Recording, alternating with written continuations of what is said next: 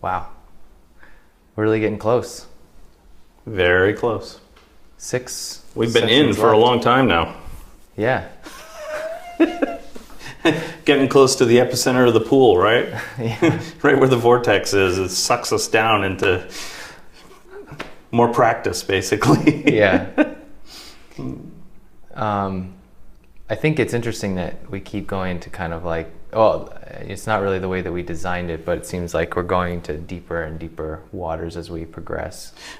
Well, it is sort of the natural progression, right? I mean, the whole idea of this was to take it from the edges and, of basic practice, and again, sort of touching on every element and, for all the things that looking at every tradition are the most pertinent, and then sort of rending it down, deeper and deeper to some degree, and with the last that we did with the practice of the presence of God, right? I mean, that's sort of like almost bringing us to that point is sort of like, as we said, like a recharge, charging up your batteries, having that first foray into experiencing directly something greater than yourself, or having that interface initiated. Yeah. And then now things tend to get spun up a bit, right? So that we find ways to make that even stronger, enhance small attributes within yourself to make that connection even stronger. I mean, it's always there, right? It's not like we don't have the connection. It's always there. But what we want to do is, like anything, refine certain parts of ourselves so that we can access more of it and really utilize it in the way that we want, right? Directed toward our goal. That's the idea, right? So it's not just a general charge. It's not just a general recharging of our batteries, but, how do we really make it efficient? How do we utilize, how do we make this vessel, acclimated to accepting more of that energy? And again, it's like a friction, like I said before, right? So there's, every time we have contact, and more direct contact with that, right? We have our experience, we go into it, we have that experience, yes, but what are we bringing back with us? So we're trying to make that bridge larger. So every little thing that we do on top of this, right, it's like making the bridge wider and more secure. Between our physical nature, or the self that we perceive ourselves to be in this place, and that kind of touching something that's more of like the infinite, or the one. Yes, and also just, again, trying to get the basic idea, which a lot of people dismiss, but it really is true in practice. And we've seen a lot of, I don't want to go into the negative parts of it, but we have seen plenty of representations of people who have ignored the idea that, the physical vessel is unimportant in these practices. It is extremely important, and it is our vessel that we move around in this realm, right? So the idea is that it has to be acclimated to accepting more and more energy and more contact. And so if it isn't flexible enough, if it isn't built enough to be able to not only let that energy run through us with less impedance, but be able to expand and make that conduit larger. So this is really important. So this is the next few steps are exactly that. How do we accentuate those areas? How do we make them stronger? And even though they are in some ways mental exercises, they are, but there is a physical component to them too, and we can't ignore that. So we don't want to just be these people that dismiss the physical part, because again, that will work for a certain amount of time, but when we start to hit a level where the exchange of energy is getting at a higher frequency, right? We don't want our computer to blow up, basically. The physical part of it to not be able to accept that, or again to have some kind of mental or physical aberration come out, so disease or a mental screw loose, right? Because that energy going through there is burning out circuits because you can't accept it. You're not flexible enough. You don't have a strong enough circuitry to, you're not upgraded enough to do that. So each one of these little things, let's say, is an upgrade in your hardware to make sure that's an interesting analogy, that things will, be able to accept that. I mean, I've had computers that, I tend to take care of those things, even though I'm not good at using them. I take care of them to the point where they last way longer than they can be upgraded anymore, right? So, I have, an original MacBook Pro that looks like it could be in a museum. It's perfect, but it's I might as well use it as an anchor for a boat, because it's like it can't be, nothing can be done with it anymore. It's past its point, right? So you actually have to upgrade to getting a new physical component that can work that energy, let it come and go, take the operating systems and expand them, right? So that I can do more with it at this point. Right. If I were just to plug that in now, all I get a message that says, can't do that. Right. Except for turning it on. And do you think that's the case for many people involved in different practices, where their physical bodies and their the amount of, let's say, flow, or you're always talking about like psychic knots within the body and the energy body. So it's like if we have too many of those, it kind of prevents us from having the more intimate contact or connection with something greater than ourselves, because that energy gets blocked up, or and if it does open, it tends to produce a bad result. Because or worse even, because again, there are things that you can do to supersede that, right? And so, but what happens when you mean to force it? Yeah. And so it's just like anything, right? If I'm forcing too much pressure through a pipe, it's going to blow. Any mechanic will tell you that, right? You can't put too, everything has a certain level that it can achieve and sustain, but you go over that if the pressure builds up too much, and if you keep pushing against those psychic knots, you will get some kind of aberration, either physical aberration, which we call disease, right, or psychic aberration, where things, mentally you're not focusing, you're not being able to work in this world and to the capacity that you normally would be able to.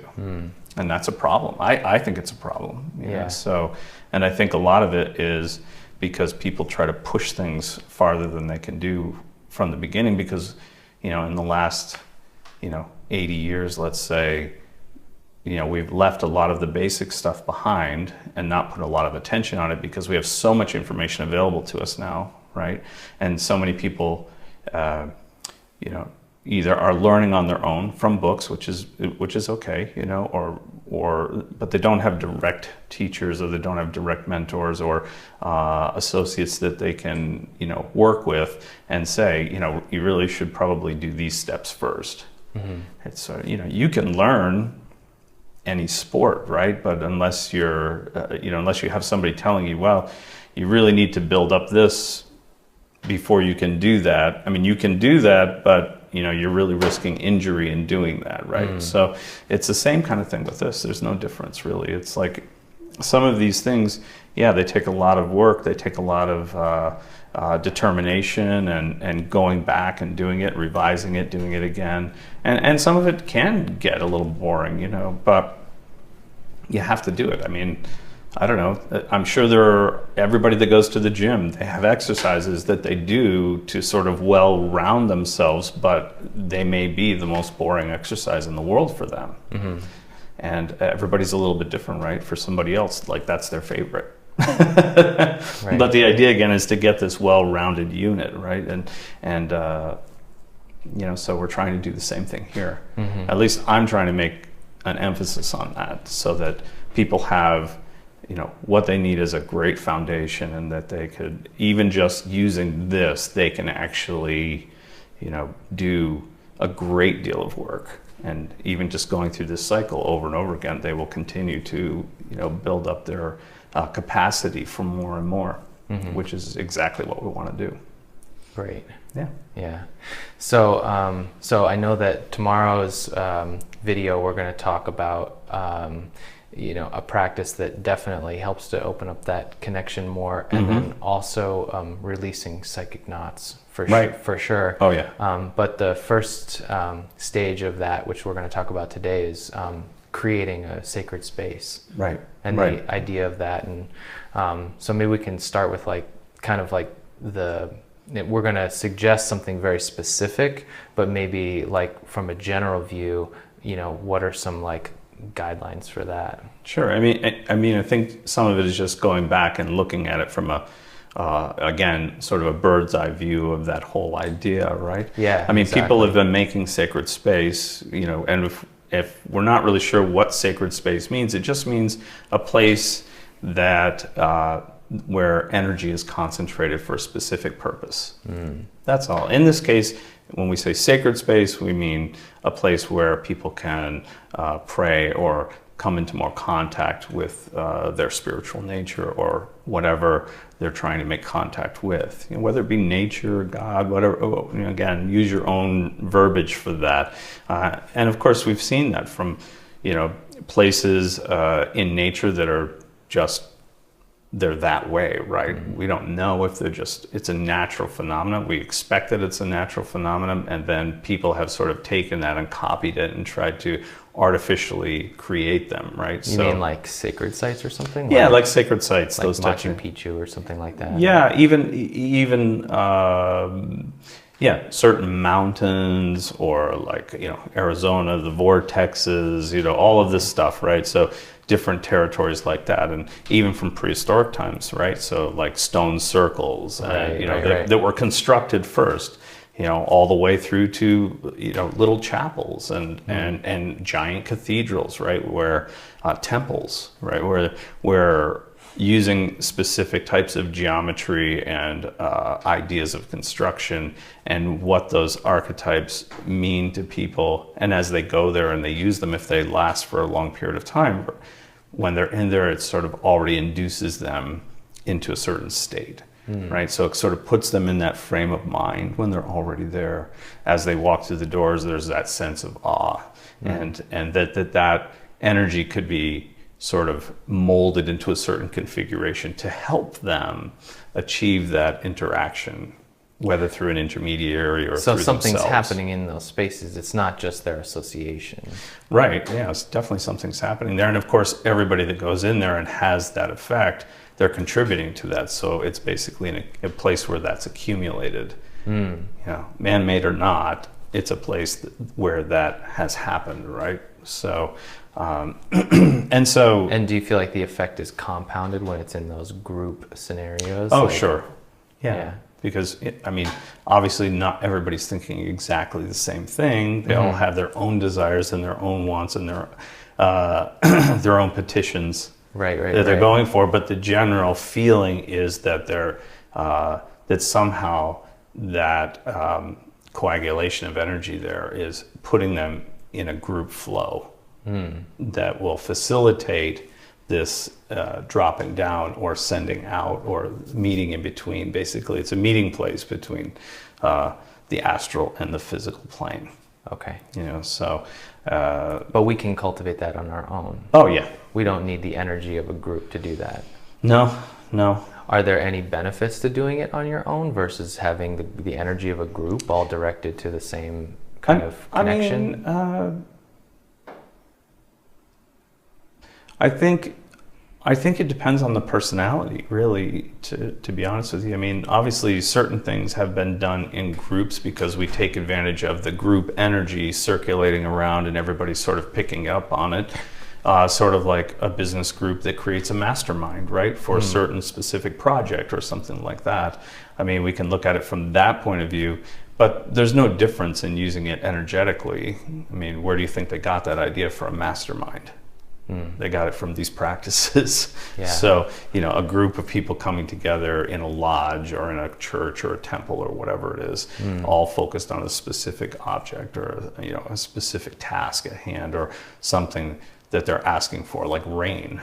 Right, It didn't have to be some really high ideal, right? It could just be something extremely practical, right? Which is kind of like what we're saying. Yeah, That, that when that you are establishing that connection, you're using it for, practical everything purposes. from the practical needs of daily life to a more Absolutely deep, fulfilling spiritual connection to anything, right? And I think it's really good to remind ourselves of that often, because sometimes even just the verbiage that we use tends to lead us into a place where we think, sacred, versus sacrilege, or versus all of these things. Then maybe your mundane wants seem like, oh, well, it's probably not. I shouldn't do that because.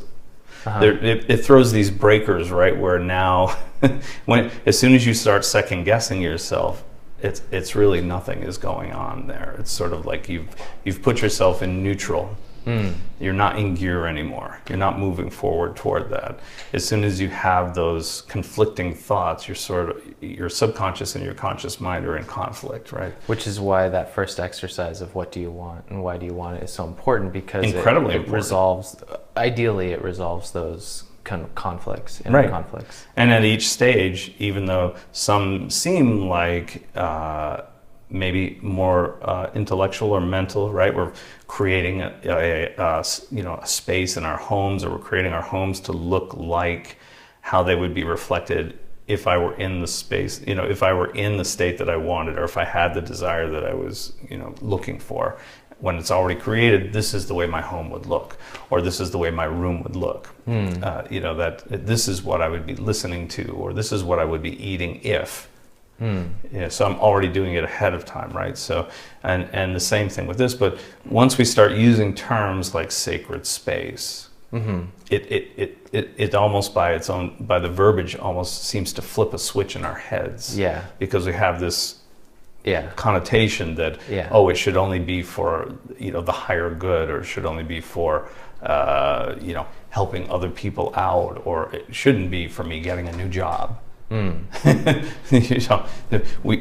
It should, but we have that sort of idea, and a lot of people have that idea that all of a sudden there's some incongruency there.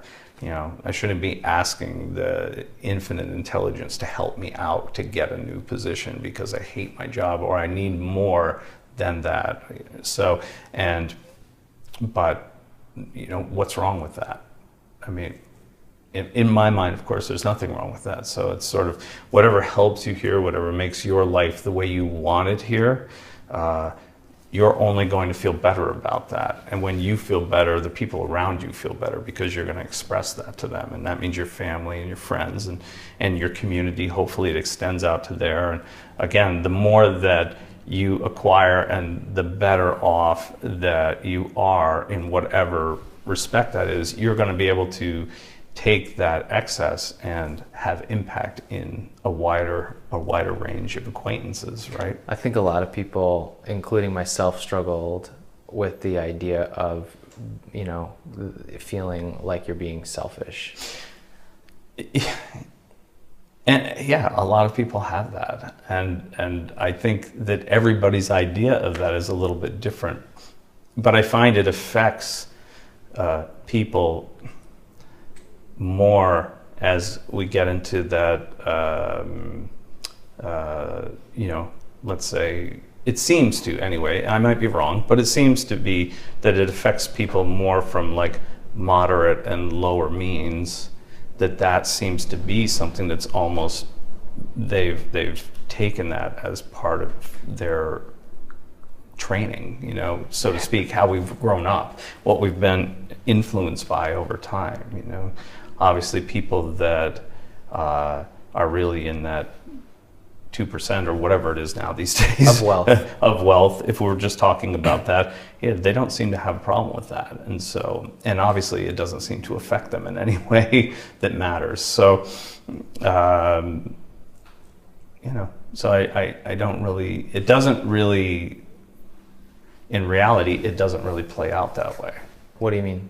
Like, I don't see that, in some respects, I don't see that people that are completely good, maybe they are selfish or maybe they are greedy or whatever it is, but it doesn't seem to really affect their environment to some degree, right? I mean, we don't know what's going on with it mentally, but I don't see any lightning bolts striking them down or whatever. As far as making it congruent, it seems to be, what do you want? Why do you want it? And if you can answer those questions adequately for yourself, not for anything else, for yourself, then you're going to move forward toward that. And being honest with yourself.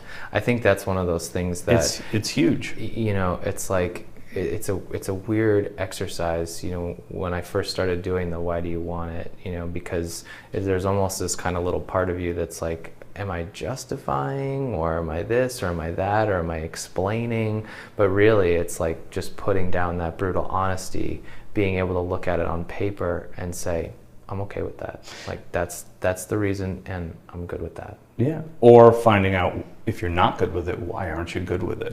Right. So when it's in your head, it's very easy to flip back and forth between all those things, right? Yeah. Once you write it down, it's staring at you. Right. You'd have to cross it out or crumple it up and throw it away, burn it, and try another one. Right. Like, oh my God, who's going to read this? It's like nobody's going to read it but you. Hopefully. It's like, I mean, usually after I do those things, I burn that shit, right? Because it's like, you don't want the attachment. Why do you want the attachment to it, right? So, but I need to get to that point where I'm rending it down to the place where I've got the key component of really why, what is it that you're really looking for? What is this thing, if it's a thing, whether it be a relationship or success or health or whatever, what is that really bringing you in essence? How does that make you better? How is that experience different than your experience now, and why do you want to have that experience? What's at the essence of that? So if I can bring it really down to that core, then you have a really, really good chance of getting it, because you're always going to be, as we've said, we're always going to be looking at that target and sort of bringing it back up in front of us so we don't get distracted, right? And again, bringing it back to what we're doing today, sort of consolidating this sacred space, sort of in a way concentrates that energy in a certain vicinity around us, right? I mean, let's just say, we can debate that, or we could debate that with many people, it could be, that sacred space is everywhere. I agree, but we got to start somewhere. And so the somewhere is, a sort of fixed area for now. It's easier to do when we don't have these really lofty ideas that, like, the forest is my sacred space. Great, good for you. But at the same time, a cathedral is my sacred space, a temple is my sacred space. But why isn't just a circle or a room your sacred space? Can I make it something that's a little bit more manageable for me at the time? Start with that and then extend it out. Yeah, that's great. It's sort of like people saying, I don't need to draw a circle. I keep my circle with me all the time. Well, that's really good. And, my question would be, how's that working for you? If you haven't gone through, it's sort of like when we're in school, or at least, when I was in school, which is different than when you were in school, but when I was in school, again, we had to learn the long math, right? There were no calculators or whatever. And even when calculators were introduced, it was sort of like you needed to know, the teachers needed to know you could do the process on paper the long way. You knew the way to do that before you were allowed to use a calculator to do it. Yeah. Pushing the buttons, push the plus, boom, there you go. Yeah. Okay, you needed to know the process. Yes. the same thing here. I would say exactly the same thing here. The analogy is exactly the same. Start with a finite territory. Start with physically, containing a space that we're going to call a sacred space, right? That's concentrating energy for us. That we have this imagined space that's going to be, physically represented somehow. Mm-hmm. And in that, we're convincing ourselves as we use it more and more that we're concentrating a certain type of energy in that space and sort of bringing ourselves up. So again, it serves two purposes, right? It concentrates our own energy and also is supposed to be a barrier for dissidents from the outside coming in. So it serves two purposes. Mm-hmm. Again, making the conduit bigger and better shielding to have less distraction. Okay. And you said convincing ourselves. What do you mean by that? Well, because for many people, the idea of just drawing a circle in the dirt or on the ground or on the floor is sort of a contrived idea. Mm-hmm. Well, it is. Okay. But you got to start someplace, right? This is the long math, right? So I'm actually physically doing it, keeping in my mind, constantly like this is containing and concentrating my energy and making a wall or a sort of filter for dissidents coming in. So is it not, so what we are, the exercise for today is actually going to be creating a circle. But before we even get into the mechanics of it, are you saying that when you put a circle on the floor, it's not the physical circle on the floor, it's that it's your mind that is actually creating that layer of insulation and creating that space of concentrated, let's say, spiritual energy, for lack of a better word? Right. I mean, to some degree, let's, again, we don't want to go too far off the track because, this is cursory, right? So, right, but I think it's important that we have the right idea in our mind. Right? It's like, because we've got to know, what we're doing, right? Right. And why and how it works. Why are we doing it? Yeah, because otherwise it's like, don't even start. Yeah, exactly. I don't want anybody to do anything that they don't understand why they're doing it. Right. That was a huge no-no, at least the way I learned it. It's like, don't say stuff you don't know what it means. Don't really know what it means. Don't pick up things that you don't know what they are or what they do. Mm-hmm. And, don't do things if you don't understand why you're doing them. Right. It just doesn't make any sense. It's just one more confused piece of crap in your mind, right? So the idea is, again, yes, to some degree, the geometric forms have a certain frequency of energy, right? Okay. I mean, we know that just like everything has a frequency. So inherent forms have an inherent frequency, inherent geometry. Geometry, right. Geometric shapes have an inherent frequency. Hence sacred geometry, right? So, the basic forms and others, but, looking at them, usually the ones that are extended are just, sort of configurations of the basic fractals, right? Or whatever. Exactly.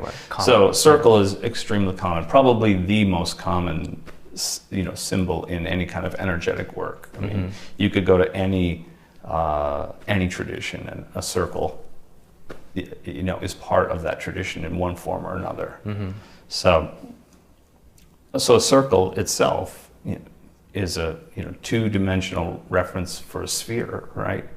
Or a column, or just extend it in any way you want to make it make sense to you. But let's just start with the circle. So it does have some inherent sort of configuration of energy. So something happens when you draw a circle on the floor. Exactly. But we want to enhance that, and we enhance it by compounding it with the mental idea that we layer it on more and more as we get more experience and we do more things with it and we see that it's acting in that way. Mm-hmm. It's again that idea of, it doesn't matter if we can prove right now that that's the case or not the case. The only thing that matters is that the universe acts as if it does act that way. Oh, I see what you mean. Yeah. So, even if somebody can't technically measure that in some way, shape, or form with the machinery that we have now to be independently, objectively saying this has a frequency, and maybe they do now. I'm not a high-tech guy, but but the idea is that it does seem to function that way. So why not utilize it? Right. And the more we use it and the more results that we get from using that, it's only going to build up your belief, your consecutive results will build your belief that that's getting stronger and stronger, that when you do it, you have an absolute certainty that that's helping you, that it's working for you, and that it's getting stronger and stronger. So, and again, it's a nice mobile way of starting this practice of, again, building the conduit, concentrating your energy, and shielding from outside distraction. I mean, in its essence, that's what it's doing. Concentrating your energy, shielding it from outside distractions or influences. Exactly. Exactly. I mean, that's the whole point. I mean, there are lots of other intricate things that we could go into, but again, I mean, at its basis, that's what it's doing. Okay. But how do you convince yourself of that?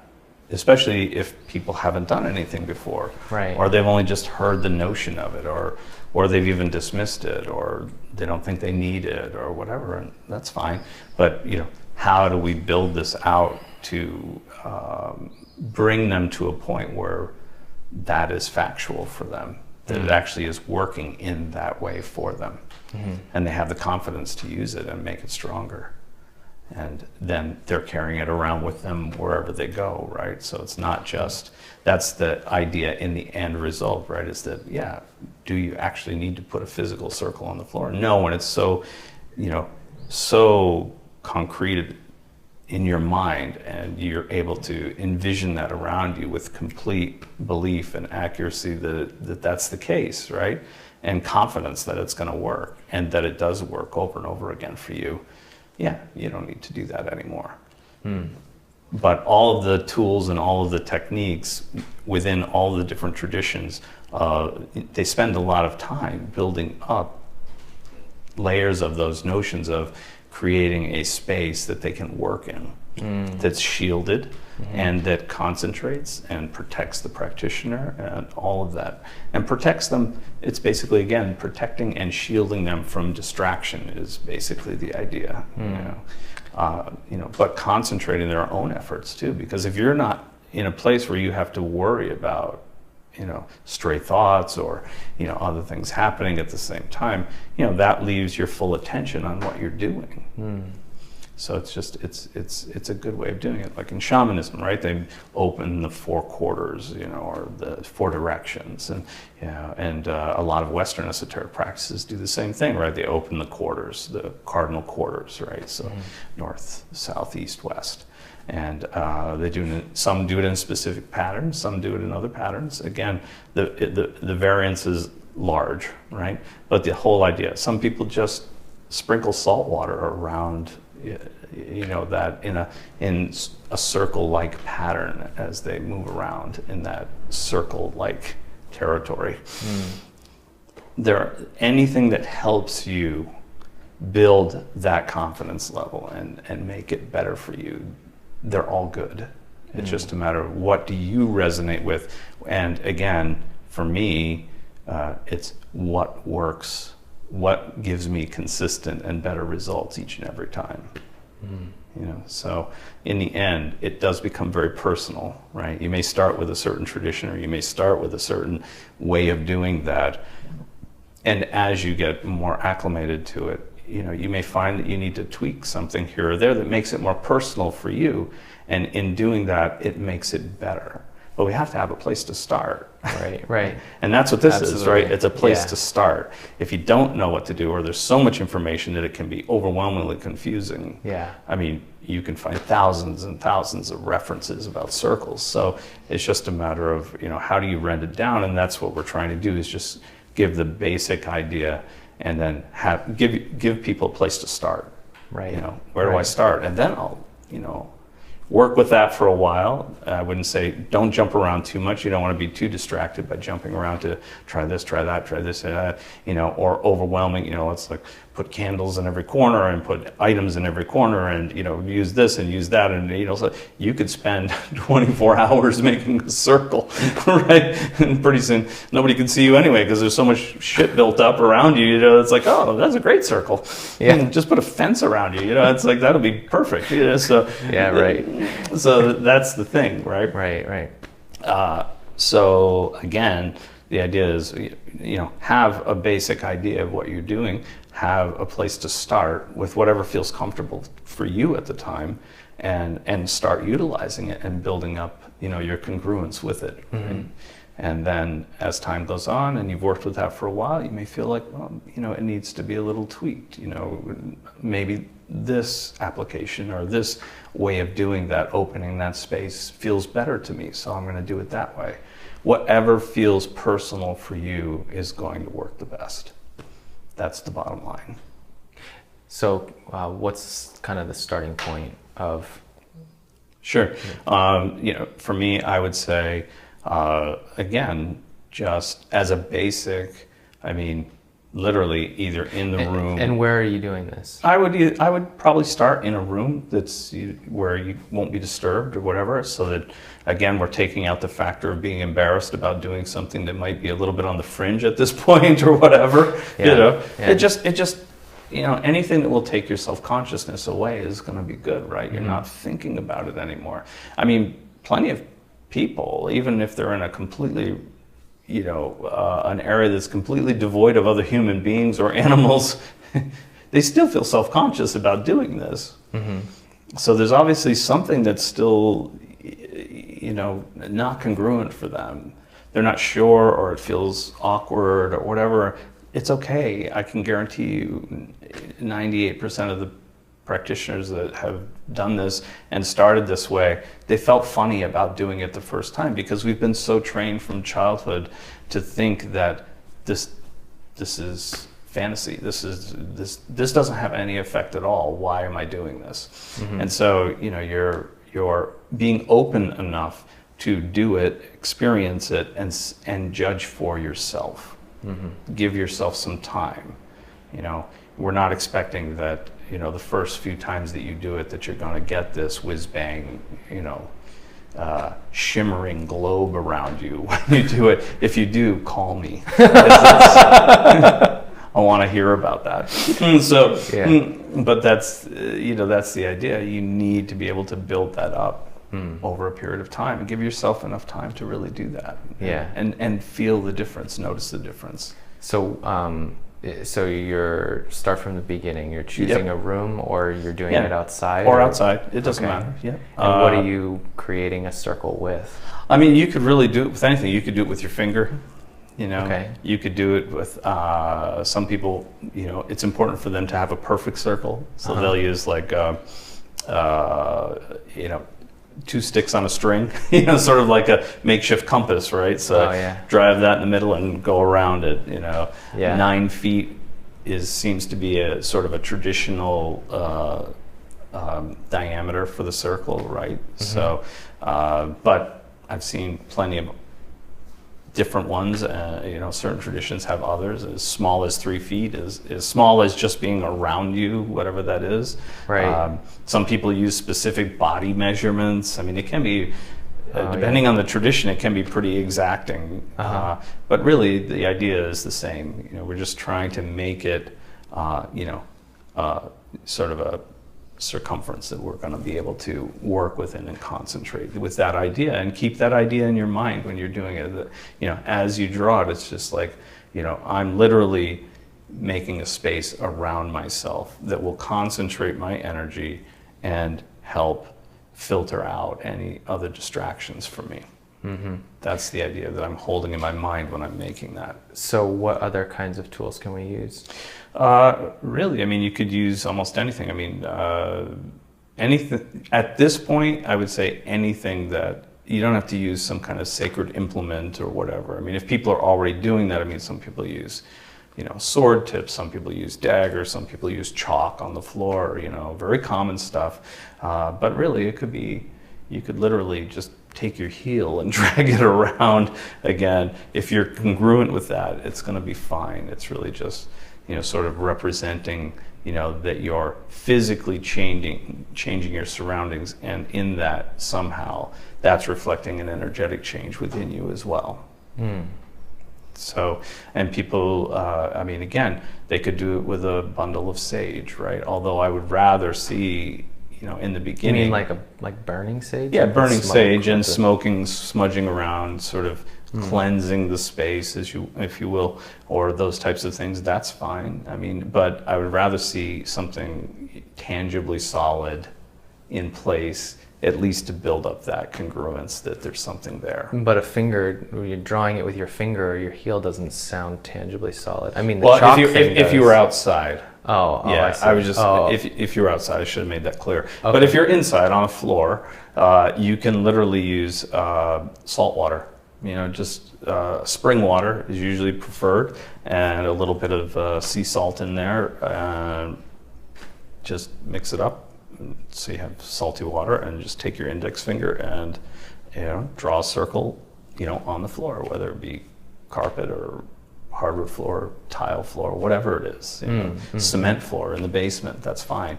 You're just making a visible line that goes around you. Okay. And that's fine. Salt water is a classic. So, okay. Again, if it's a basement floor that you don't worry about or whatever, as far as marking it up or whatever, use a piece of sidewalk chalk. Really, it can be almost anything.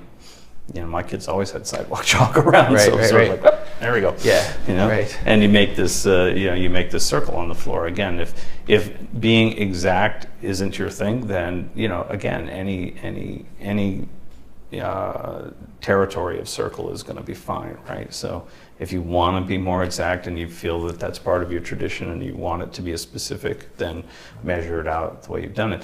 If people have a tradition that they've been working with, they probably have done this a million times already. So I'm just sort of going over things they already know. But the idea is, again, for those people that have looked into this or sort of considered it on the edge, and they're looking for a place to start, this is more for them. This is how we do this in order to concentrate and also remove distractions as much as possible, or deflect distractions is probably a better way to do it. So, and really that's the practice. So if somebody has the time to actually do this after watching this video today or whenever, what would be would you have them go in there and draw the circle and then just kind of do like a seated meditation or something like that in their circle? What would what would be the kind of the first thing that you might do, like in there, just to get a feeling for the space, just to... Sure. If it were me and I were starting right off, or if I was teaching somebody to do this right from the beginning, especially using some of the steps that we've done before that, I would probably, if they have already a baseline of experience of things that they've done already with us, then for me, I'm always trying to sort of just tidy up the space first. So if it's in my basement, I just take a broom and sort of sweep the area or whatever, just to kind of cleanse it, make it different. So before you make the circle, you would clean a little bit. Yeah, just a little bit, just to make it like you're putting some attention to it. If this is going to be your sacred space, this is it. You want it to be different than the outside.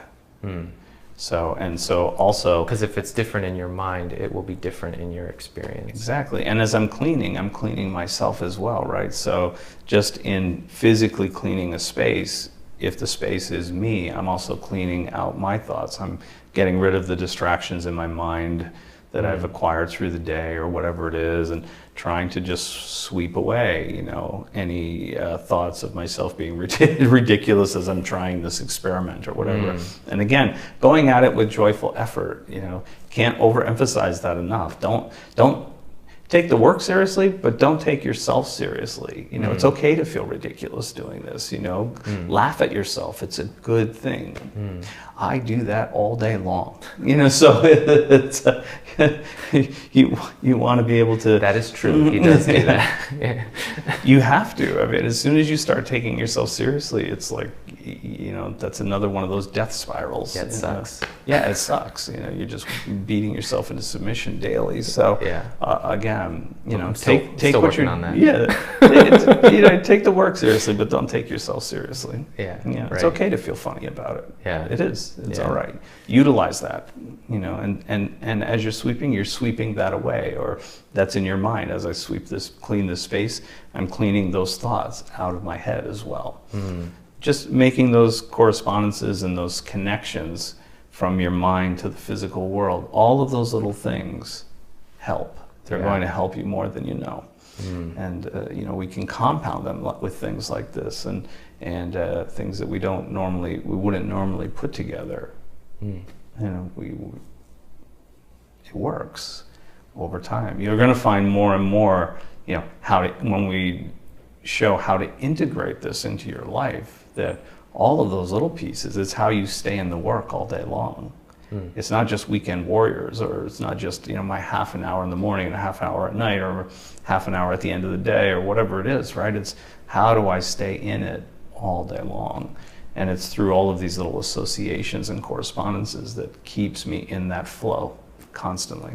And when you're constantly in that flow, opportunities arise that you can take advantage of, right? So we don't always know when or where, but they do arise on a very regular basis when you're in that space. So Within yourself, and you're carrying it through your day. and you're carrying it through your day because it radiates into your environment, right? So is it really that we're pulling opportunities up? For me, it's more like the opportunities are always there, but we're seeing them. We have the mindset to see them. They become more clear for us. And so we're able to either look at them seriously, pass them by if it's not really what we want, or we don't think it's going to be in the direction that we want, or to latch onto them and see how far they'll go. And, you know, take advantage of those opportunities when they come. Sometimes it's just changing our perspective will actually show different opportunities up that have always been there, but we haven't seen them. Too many distractions. Too many distractions, exactly. So to finish the question, once I make my circle, however I do that, I would just sit in there, and you don't have to sit on the floor. You don't have to. You could stand and do this, you know, or you could put a chair in there and sit in the chair. It's fine. If you want to sit cross-legged, if that's part of your tradition, that's fine, on a pillow or whatever it is. Any way that you're inside the circle is fine. And I think one of the nicest ways to sort of charge that and get it going and feel a difference, and especially if you did the practice, you know, several times prior to this, is you know, chant the EAO, right? That's a great way. So you have this baseline that you've been doing for a little while, and you sort of have the sensation of the feeling that you get from doing that, right? Right. And then now you're anticipating that it's going to be changed in some way, shape, or form because I'm doing it inside this sacred space that I've made. So it's concentrating it in some way.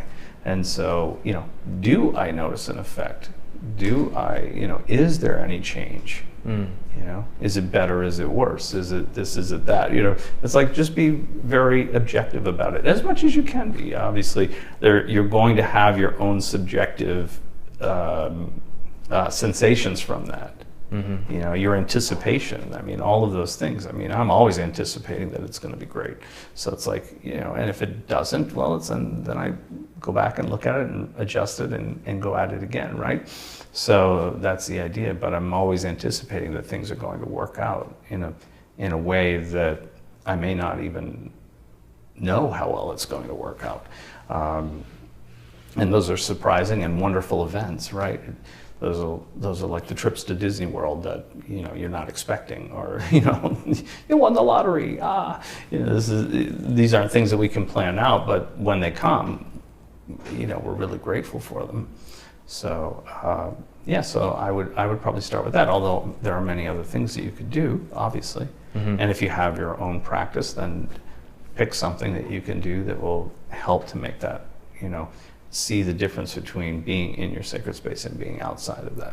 Yeah. So it's the comparison that we're looking for, so that you can start acclimating to it and expecting that when you move in there, you're making it more and more profound. It's sort of like you could say your prayers at home, but if I have a little chapel down or on these larger estates in the old days, right? They had their own little chapels, right? Yeah, they could say their prayers in their home, right? But they go to their little chapel, Right. and it's a place where it's concentrated, right? They feel that there's a connection there that's stronger than if they just say it in their bedroom or whatever it would be, right? It was that important to them. So it's sort of like that for you. That's what this is. That's what this is. Yeah. So chanting the EIO would be. And that's for a anybody wonderful way to that, do that. didn't see that video, those were videos. I think it was 31, 32, and 33. I was kind of doing the math in my head just to make sure, because you brought it up, and I know we're putting this out there. So if anybody didn't catch that one and they want to know more about the chanting exercise, I think it's the numbers 31, you would know better than I would. I think so. You can check that out there. But hopefully, people kind of been following along and trying out the exercises. So Right. yeah. Cool. Yeah. So nice and simple, easy to do, and easy to accomplish. Nothing really needed. Yes. Extra that you can't find at home or whatever. Yeah. That you already have. That's good. And experiment. That's what it is. Try it out.